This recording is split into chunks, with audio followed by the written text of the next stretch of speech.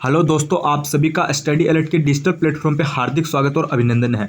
आशा उम्मीद करता हूं कि आप सभी की जो आपकी फोर्थ ग्रेड यानी चतुर्थ श्रेणी कर्मचारी भर्ती है उसकी जो तैयारी है वो एकदम अच्छी चल रही है। सितंबर के अंदर आपका एग्जाम होने वाला है। थंबनेल देखकर आपको पता चल गया कि आज हम आपके बीच में फोर्थ ग्रेड के लिए इंपॉर्टेंट ऑनलाइन क्लास है वो आपके बीच में लेकर आ गए। देखो विद्यार्थियों, ये क्लास आपकी राजस्थान जीके की रहने वाली है। आप सभी को पता है फोर्थ ग्रेड में आपका जो इंपॉर्टेंट सब्जेक्ट है वो आपका राजस्थान जीके रहने वाला है। अगर आपको सिलेक्शन लेना है तो राजस्थान जीके को कंप्लीट करना पड़ेगा। जैसे इसकी ज्योग्राफी है, पॉलिटिकल है, हिस्ट्री है, आर्ट कल्चर है, यानी सभी आपके राजस्थान जीके के जितने भी पोर्शन है, जितने भी आपके अलग से जो टॉपिक मेंशन है वो सारे पढ़ने आपको पड़ेंगे। तो आज मैं आपके बीच में राजस्थान जी की इंपॉर्टेंट क्वेश्चन है वो लेकर आ गया हूँ। सभी विद्यार्थी क्लास को एकदम अच्छे से देखना। एक एक क्वेश्चन आपके लिए इंपॉर्टेंट है एग्जाम की दृष्टि से और सारे क्वेश्चन आपके लेवल के हैं। तो क्लास को स्टार्ट कर लेते हैं, ज़्यादा कुछ देरी नहीं करेंगे। तो जो न्यू स्टूडेंट है उन सभी से मेरा निवेदन है कि एक बार आप चैनल को सब्सक्राइब जरूर कर लेना। जो चैनल पर पहली बार विजिट करें ना, तो आपको जो सब्सक्राइब का बटन दिख रहा है उसको दबा दीजिए, चैनल को सब्सक्राइब कर लीजिए। जिससे क्या होगा कि हमारी न्यू क्लास आएगी तो आपको सबसे पहले पता चल जाएगा। और मैं आशा उम्मीद करता हूँ कि आप सभी को मैं ना मेरे से जितना हो सकेगा उतनी मैं आपको तैयारी करवाऊंगा, बिल्कुल जीरो लेवल से। तो चैनल को सब्सक्राइब करना मत भूलिए। और इस क्लास की पीडीएफ आपको टेलीग्राम चैनल में मिल जाएगी, जिसकी लिंक डिस्क्रिप्शन के अंदर दी गई है। तो चलिए क्लास को शुरू कर लेते हैं। सब्सक्राइब करने का काम आपका है और बाकी तैयारी करवाने का काम मेरा है। तो पहला क्वेश्चन आपकी स्क्रीन के सामने आ गए। सारे लेवल के क्वेश्चन मैंने डाले हैं। देखो पहला क्वेश्चन क्या कह रहा है कि राष्ट्रीय ऊंट अनुसंधान केंद्र अवस्थित है। सबसे पहला इंपॉर्टेंट क्वेश्चन है, राष्ट्रीय ऊंट अनुसंधान केंद्र ये कहां पर अवस्थित है। ये थोड़ा सा इंपॉर्टेंट क्वेश्चन है और आरएसएसबी का फेवरेट प्रश्न है। तो आप सभी को पता है राष्ट्रीय ऊंट अनुसंधान केंद्र है वो आपका जोधपुर में थोड़ी ना है, नहीं है सर जी। जैसलमेर में जैसलमेर भी नहीं है, बाड़मेर में बाड़मेर में भी नहीं है। तो कहां पर है? तो ये आपका बीकानेर जिले केंद्र है। कहां पर है भाई? बीकानेर जिले केंद्र है। चलो अगला क्वेश्चन देखो। अगला प्रश्न है कि निम्न में से किस प्रजामंडल का गठन सर्वप्रथम हुआ था। यानी इसमें आपकी ज्योग्राफी, पॉलिटिकल, हिस्ट्री और आर्ट कल्चर यानी भूगोल, इतिहास, कला, संस्कृति और राजनीति सब ये प्रश्न डाले हैं। एकदम अच्छी क्लास होने वाली है, बस आप सब्सक्राइब कर दो। प्रश्न क्या है कि किस प्रजामंडल का गठन सर्वप्रथम हुआ था। देखो राजस्थान का जो प्रथम प्रजामंडल है ना, या फिर सर्वप्रथम जो गठन है ना, सबसे पहले वो आपका जयपुर प्रजामंडल का हुआ था। किसका हुआ था भाई? जयपुर प्रजामंडल का हुआ था। और कब हुआ था ये डेट आपको याद रखनी है, 1931 में हुआ था। कब हुआ था भाई? 1931 में हुआ था। अगला क्वेश्चन, उसके बाद अगला प्रश्न आपसे क्या पूछा गया। अगला देखो, ज्योग्राफी से इंपॉर्टेंट प्रश्न आया है कि राजस्थान की कौन सी नदी अर्जुन की गंगा कहलाती है। ये प्रश्न ज्योग्राफी से इंपॉर्टेंट है। राजस्थान की एकमात्र ऐसी कौन सी नदी है जो अर्जुन की गंगा के नाम से जानी जाती है। जैसे बाणगंगा है, या फिर माही है, या फिर लूणी है, या फिर चंबल है। देखो आपकी अर्जुन की गंगा है ना, अर्जुन की गंगा वो आपकी बाणगंगा को कहा जाता है। किसको कहा जाता है? बाणगंगा को कहा जाता है। और बाणगंगा आप सभी को पता है कहाँ से निकलती है भाई? अरे बाणगंगा कहाँ से निकलती है? बेराट की पहाड़ियों से निकलती है। कहाँ से निकलती है? बेराट की पहाड़ियों से निकलती है। और बेराट की पहाड़ियाँ आपकी कहाँ पर है? जयपुर के अंदर है। ये बात आपको साथ में ध्यान रखनी है। एक बात आप ये भी ध्यान रखना, लूणी नदी थोड़ी सी इंपॉर्टेंट है। लूणी नदी आपकी निकलती है नागपाड़ से। कहाँ से निकलती है लूणी नदी? नागपाड़ से निकलती है। और नागपाड़ आपका कहाँ पर है?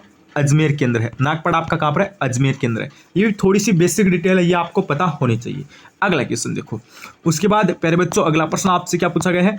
अगला देखो, ये आपका हिस्ट्री का प्रश्न आ गया है, इतिहास का प्रश्न। चलो दिल्ली मारो फिरंगी का नारा राजस्थान के किस सैनिक छावनी ने दिया था। ये थोड़ा सा इंपॉर्टेंट है, इस पे आप स्टार लगा लो।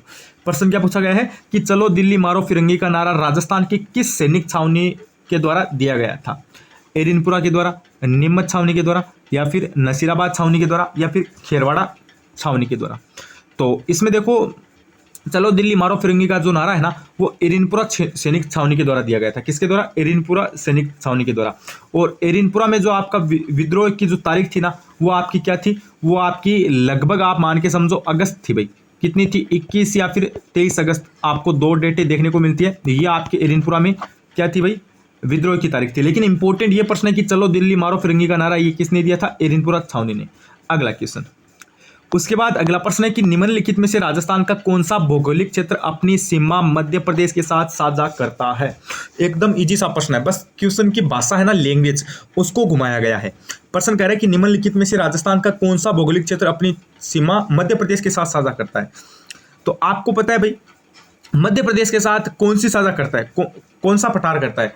अरे हाड़ौती के पठार वाले जो जिले हैं ना, कोटा हो गया, बूंदी हो गया, झालावाड़ हो गया, ये आपको पता है मध्य प्रदेश के सीमावर्ती जिले हैं और यही सीमा साझा करते हो। इसमें जो कोटा, बूंदी, झालावाड़ है ये कौन से भौतिक प्रदेश में आते हैं। तो आप बोलोगे ये तो जो हाड़ौती का पठार है ना उसमें आते हैं। और हाड़ौती का पठार आपका कहाँ पर है? तो ये आपका दक्षिण हो गया, ये पूर्व हो गया, ऐसे बीच में है तो ये कौन से में करेंगे, ये दक्षिण पूर्वी पठार क्षेत्र में करेंगे, ध्यान रखना। हाँ, ऑप्शन में आपको हाड़ौती का पठार भी मिल सकता है और दक्षिण पूर्वी पठार भी मिल सकता है, दोनों एक ही बात है। और प्रश्न में क्या पूछा था कि मध्य प्रदेश के साथ कौन सा भौतिक प्रदेश सीमा साझा करता है, तो आपका आंसर क्या हो जाएगा, दक्षिणी पूर्वी पठारी प्रदेश। अगला क्वेश्चन देखो, उसके बाद अगला प्रश्न क्या है, किस किसान आंदोलन के संदर्भ में ट्रेंच आयोग का गठन किया गया था। ये थोड़ा सा और इम्पोर्टेंट क्वेश्चन है, ये भी एक आपके लिए एक और इम्पोर्टेंट क्वेश्चन है। किस आंदोलन के संदर्भ में ट्रेंच आयोग का गठन किया गया। जैसे विकल्प नंबर 1 आपका है बूंदी आंदोलन, विकल्प नंबर 2 है बेंगो आंदोलन, विकल्प नंबर 3 है बिजोलिया किसान आंदोलन और 4 है अलवर आंदोलन। तो आपका ट्रेंच आयोग का गठन है ना, ये किस में किया गया था, ये बात आपको बतानी है, थोड़ा सा आपके लिए क्या इंपॉर्टेंट है।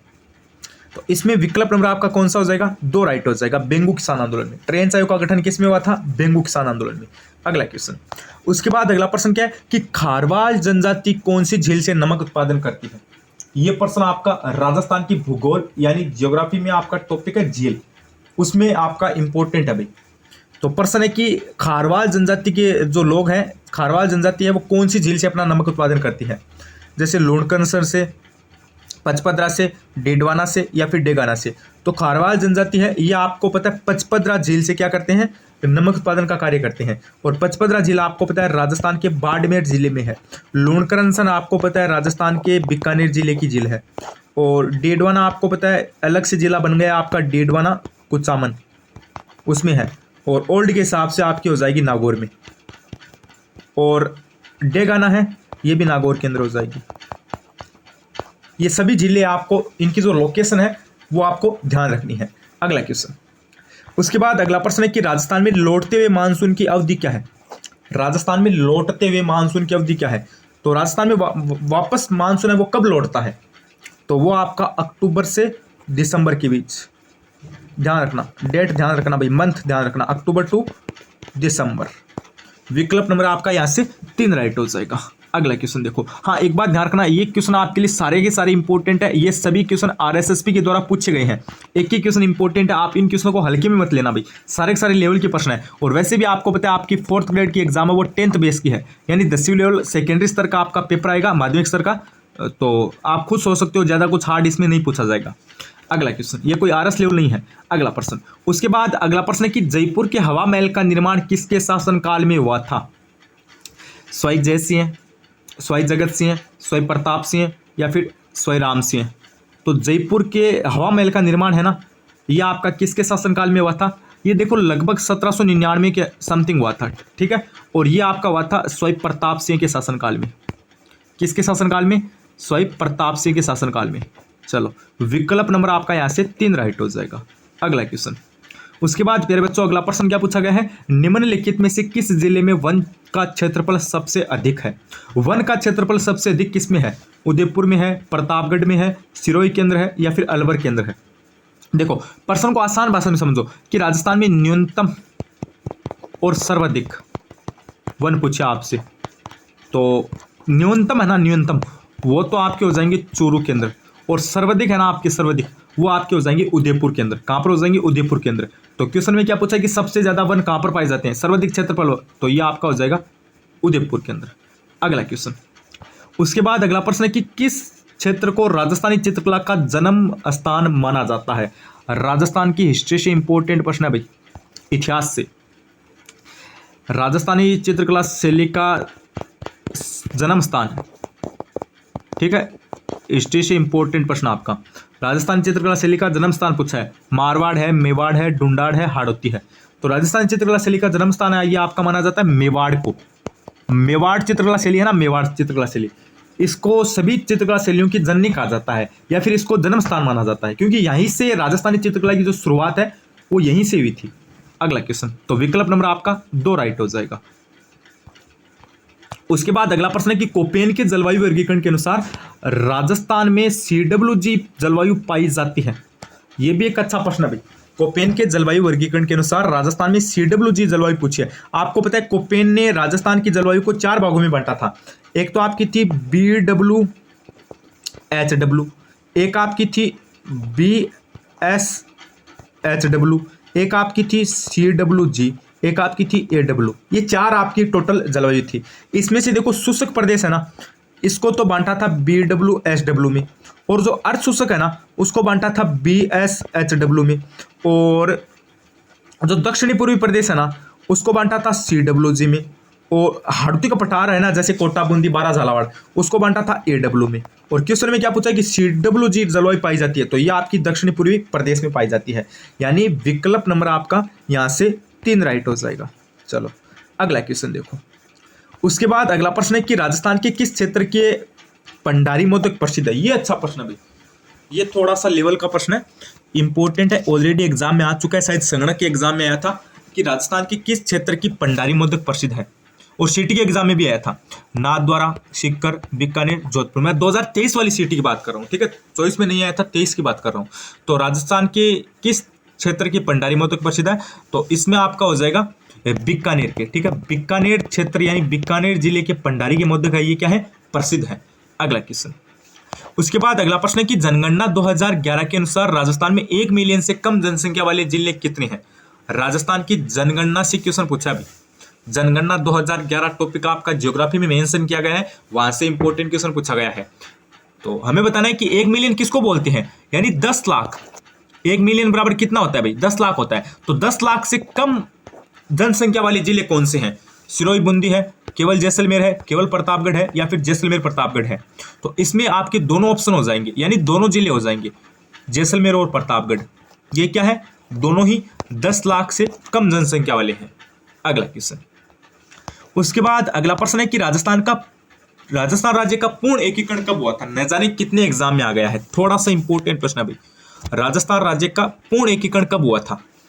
तो राजस्थान राज्य का आप सभी को पता है एकीकरण पूर्ण है, ये कब हुआ था, 1 नवंबर 1956 को। और राजस्थान राज्य के एकीकरण के टोटल कितने चरण थे भाई, टोटल आपके 7 चरण थे।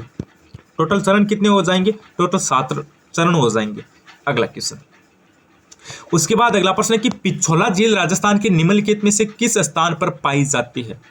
अरे पिछोला झील थोड़ी सी इंपॉर्टेंट है, सिटी के एग्जाम में भी क्वेश्चन आया था। भीलवाड़ा में पाई जाती है, करौली में पाई जाती है, उदयपुर के अंदर पाई जाती है, या फिर अजमेर के अंदर पाई जाती है। पिछोला झील आपकी उदयपुर जिले के अंदर पाई जाती है। कहां पर पाई जाती है, उदयपुर जिले के अंदर। और उदयपुर जिले को क्या कहा जाता है, जिलों की नगरी कहा जाता है, जिलों की नगरी कहा जाता है। ये बात आपको ध्यान रखनी है, जिलों की नगरी किसको कहा जाता है, उदयपुर डिस्ट्रिक्ट को कहा जाता है। चलो अगला क्वेश्चन। उसके बाद अगला प्रश्न क्या पूछा गया है, लच्छीराम की पहचान किस क्षेत्र में रही थी। वेरी वेरी इंपॉर्टेंट क्वेश्चन है, लच्छीराम की पहचान किस क्षेत्र में रही थी, कुचामणी ख्याल में, हेला ख्याल में, तुराकलंगी में, या फिर शेखावटी ख्याल में। तो लच्छीराम आपको पता है कुचामणी ख्याल से संबंधित थे। किससे थे भाई, कुचामणी ख्याल से संबंधित थे। विकल्प नंबर आपका 1 राइट हो जाएगा, ए ऑप्शन है ना, ये करेक्ट एंड राइट हो जाएगा। और शेखावटी ख्याल से संबंधित है ना, ये आपके हो जाएंगे एक तो दुलिया राणा और एक राजा राम। ये दोनों ही किससे हो जाएंगे, ये दोनों ही आपके, एक तो दुलिया राणा हो जाएंगे, एक आपके राजा राम हो जाएंगे, ठीक है, हाँ ऐसे ही कुछ नाम है। ये दोनों ही आपकी शेखावटी ख्याल से हो जाएंगे, और लच्छीराम है इनकी पहचान कुचामणी ख्याल से हो जाएगी। चलो अगला क्वेश्चन देखो। उसके बाद अगला प्रश्न है कि निम्नलिखित में से किस क्षेत्र में गुलाबी गणगौर क्षेत्र चैत शुक्ल पंचमी को मनाई जाती है। क्वेश्चन को एक बार वापस पढ़ना, निम्नलिखित में से किस क्षेत्र में गुलाबी गणगौर चैत शुक्ल पंचमी को मनाई जाती है। नाथद्वारा, बूंदी, पुष्कर, अजमेर। तो इसमें विकल्प नंबर 1 राइट हो जाएगा। यहाँ से देखो 2-3 टाइप की क्वेश्चन आपके क्लियर हो रहे हैं। अगर आपको एग्जाम में पूछा जाए कि गुलाबी गणगौर कहाँ की प्रसिद्ध है, तो आप क्या बताओगे, नाथद्वारा की गुलाबी गणगौर प्रसिद्ध है। अगर आपको पूछा जाए कि गुलाबी गणगौर नाथद्वारा में कब मनाई जाती है, तो आप क्या बताओगे, चैत शुक्ल पंचमी को मनाई जाती है। दोनों ही क्वेश्चन आपके लिए इंपॉर्टेंट है, दोनों ही को आप दिमाग में फिट कर लेना। अगला क्वेश्चन। उसके बाद अगला प्रश्न है कि बिज्जी किस साहित्यकार का उपनाम था। वेरी वेरी इंपॉर्टेंट क्वेश्चन है। बिज्जी किस साहित्यकार का उपनाम था, कन्हैयालाल सेठिया का, दुर्सा आड्डा का, बाबूजी चतुर सिंह का, या फिर विजयदान देथा का। ये भी क्वेश्चन एग्जाम में ऑलरेडी आ चुका है। वनरक्षक का एग्जाम था भाई, शायद जो वनरक्षक का 2020 में एग्जाम हुआ था उसकी बात है। ये इंपॉर्टेंट है कि बिज्जी किस साहित्यकार का उपनाम था। बिज्जी देखो आपका ये हो जाएगा विजयदान देथा का।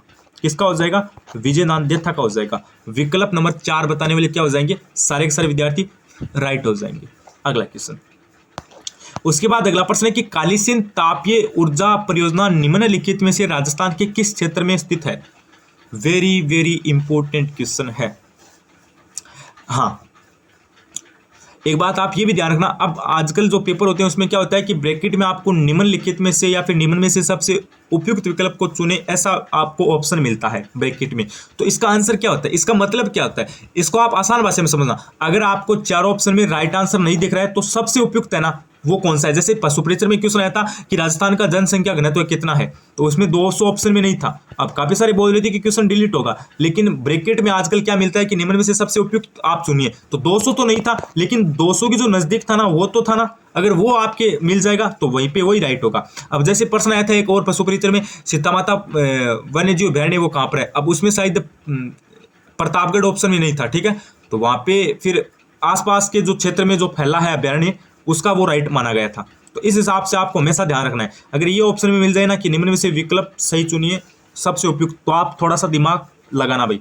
तो यहाँ पे तो देखो एकदम सीधा आंसर है कि कालीसिंध तापीय ऊर्जा परियोजना निम्नलिखित में से राजस्थान के किस जिले में स्थित है, तो ये आपकी हो जाएगी झालावाड़ केंद्र। कहाँ पर हो जाएगी, झालावाड़ केंद्र हो जाएगी।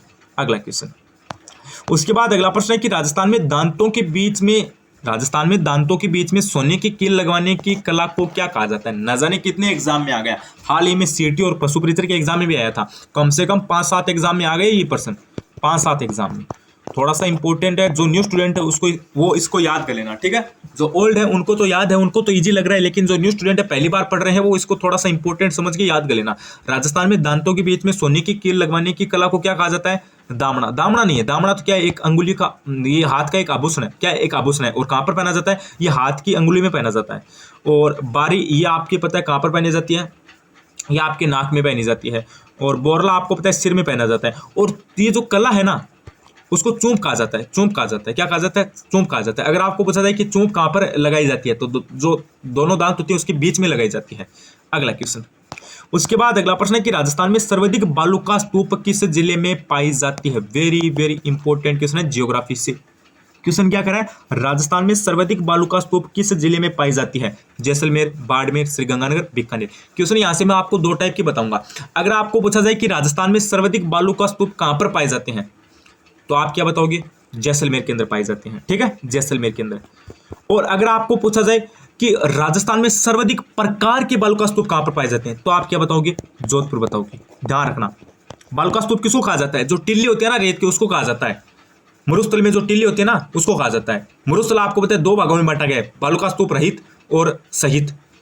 तो बालू का स्तूप आपको पता है 2 प्रकार की होती है, ये तो मैंने बता दिया है। अब जो बालू का स्तूप है सर्वाधिक, यह आपका कहां पर पाए जाते हैं, ये आपके सर्वाधिक जैसलमेर में पाए जाते हैं। लेकिन सर्वाधिक प्रकार के ना ये आपके जोधपुर के अंदर पाए जाते हैं। इसके अलग अलग प्रकार हो गए, जैसे तारानुमा हो गए, और जैसे आपके अर्धचंद्राकार हो गए, अलग अलग प्रकार है इसके। तो इसमें विकल्प नंबर 1 राइट हो जाएगा।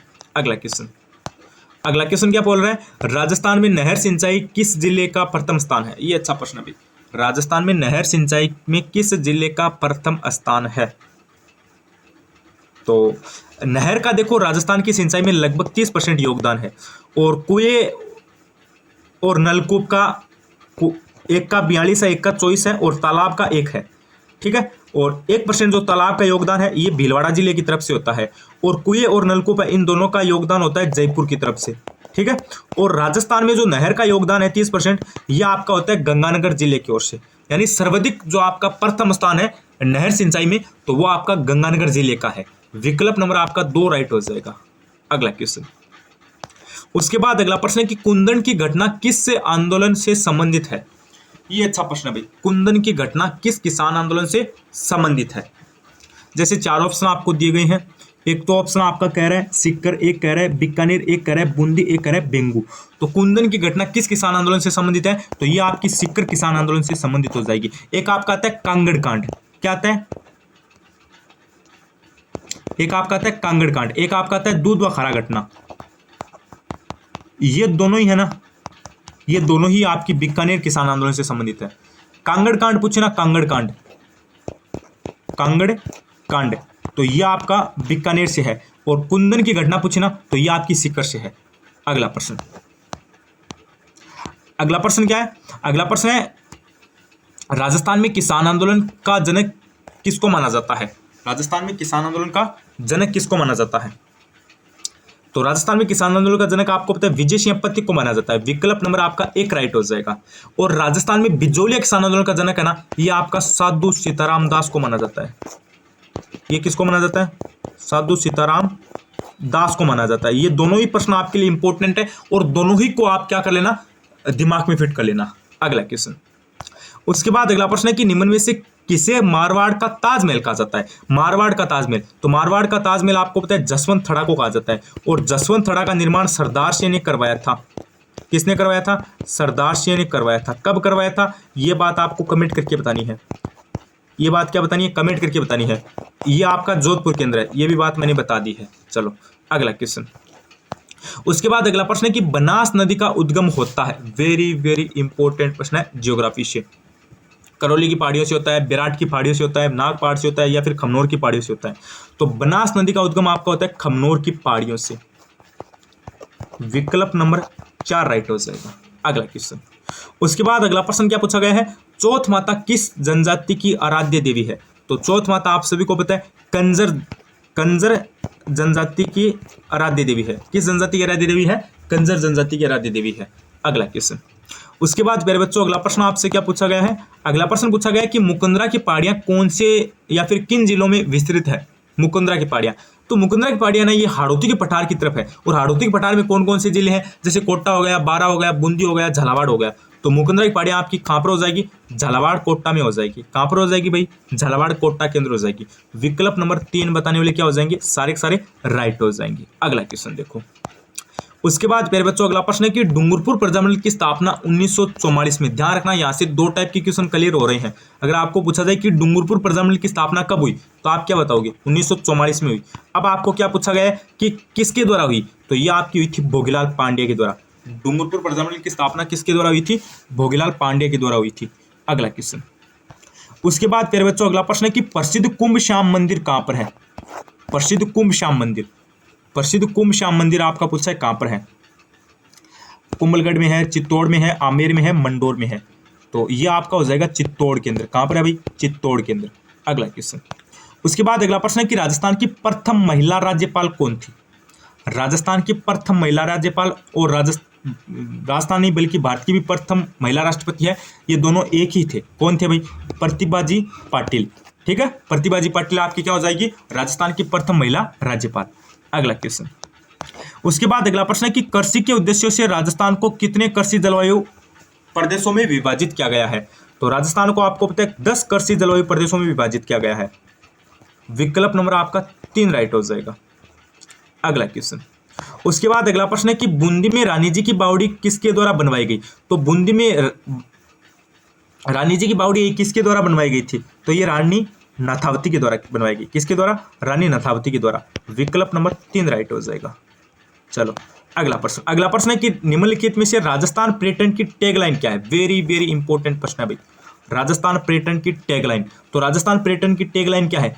पधारो म्हारे देश। क्या है? पधारो म्हारे देश। महिला प्रवेशक में ये क्वेश्चन पूछा गया था। ठीक है, विकल्प नंबर आपका 1 राइट हो जाएगा। अगला क्वेश्चन, उसके बाद अगला प्रश्न है कि निम्नलिखित में से राजस्थान का वेलोर कहते हैं। राजस्थान का वेलोर, अरे राजस्थान का वेलोर किसको कहा जाता है? भैंसरोडगढ़ को कहा जाता है। किसको कहा जाता है? भैंसरोडगढ़ को। और भैंसरोडगढ़ एक क्या है आपका? जलदुर्ग है भाई। क्या है? जलदुर्ग है। चलो अगला प्रश्न, अगला प्रश्न कह रहा है कि 1544 में शेरशाह सूरी ने किस दुर्ग पर अधिकार कर लिया था? तो शेरशाह सूरी ने आपको पता है 1544 में कौन सा युद्ध हुआ था भाई?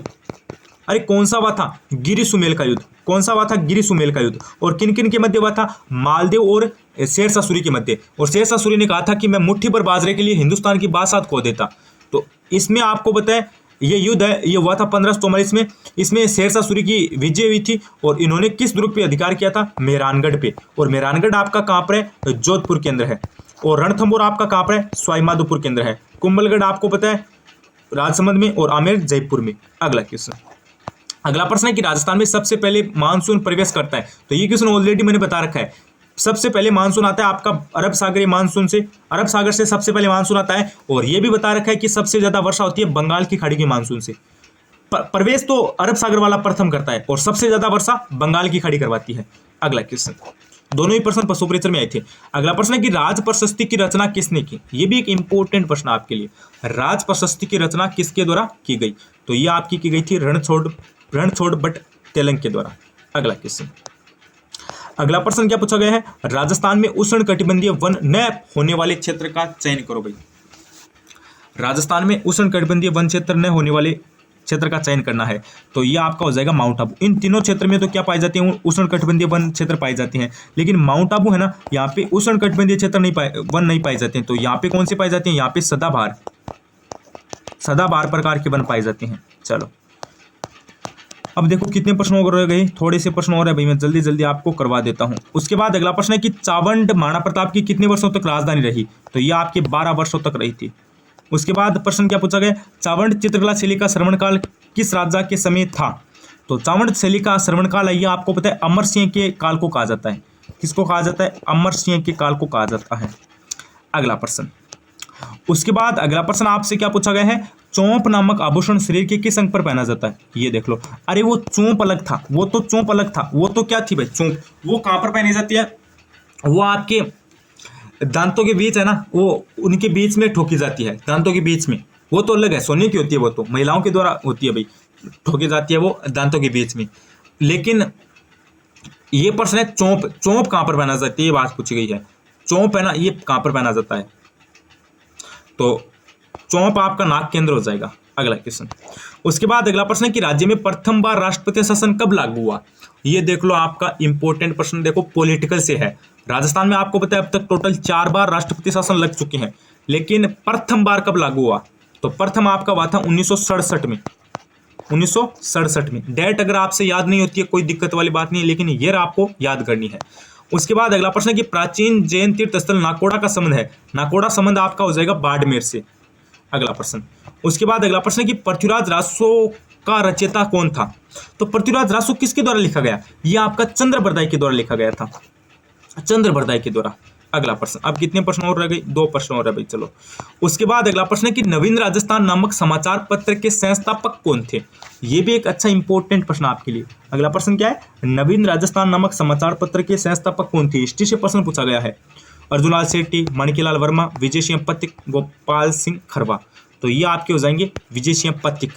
नवीन राजस्थान नामक समाचार पत्र के आपके संस्थापक कौन थे? विजय सिंह पथिक। अगला प्रश्न, उसके बाद अगला और आज का लास्ट इंपॉर्टेंट प्रश्न क्या करें? राजस्थान राज्य का पहला हेरिटेज होटल कौन सा है? अजीत भवन पैलेस जयपुर है, पैलेस होटल खिमुनसर है, सामोद हवेली जयपुर है, सरसिका पैलेस सरसिका अलवर है। राजस्थान राज्य का पहला हेरिटेज होटल कौन सा हो जाएगा? अजीत भवन जोधपुर हो जाएगा। चलो तो विकल्प नंबर 1 बताने वाले क्या हो जाएंगे? राइट हो जाएंगे। चलो तो ये तो आज के आपके कुछ इंपॉर्टेंट राजस्थान जीके में geography, political history and art culture के क्वेश्चन थे। अभी आप मुझे ईमानदारी से कमेंट करके बताना कि आपके कितने क्वेश्चन सही हुए। अभी आप ईमानदारी से बताना कि आपके कितने क्वेश्चन सही हुए। अब देखो, आप ये बात आपको मैं बताता हूँ, जो स्टूडेंट नए हैं वो सबसे पहले आप चैनल को सब्सक्राइब कर लेंगे, जिससे क्या होगा कि अपनी न्यू क्लास आएगी तो आपको सबसे पहले सूचना मिल जाएगी। तो जितने भी नए विद्यार्थी हैं वो सारे के सारे चैनल को सब्सक्राइब कर लेना। और एक मैं आपको बात और बता देता हूँ कि आप जो चैनल पर नए हैं वो सब्सक्राइब कर लेना, और जो इसकी PDF है ना वो आपको मिल जाएगी टेलीग्राम चैनल पर। ठीक है, तो टेलीग्राम चैनल को भी आप ज्वाइन कर लेना। तो सारे विद्यार्थी चैनल को सब्सक्राइब कर लेना और टेलीग्राम चैनल को ज्वाइन कर लेना। आज की इस क्लास को हम यहीं पे समाप्त करते हैं। बने रहिए चैनल के साथ, like and subscribe. Study alert. धन्यवाद, थैंक यू।